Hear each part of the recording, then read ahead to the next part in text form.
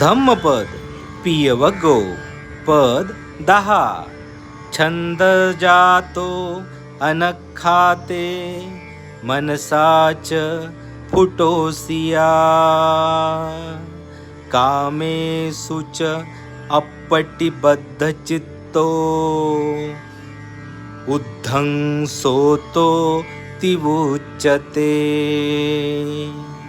म्हणजे जो निर्वाणाचा अभिलाषी आहे, ज्याने मनाने त्या निर्वाणाला स्पर्श केला आहे, ज्याचे चित्त कामभोगांमध्ये गुंतलेले नाही, तो ऊर्ध्वस्त्रोत उगमस्त्रोत असे म्हणविला जातो.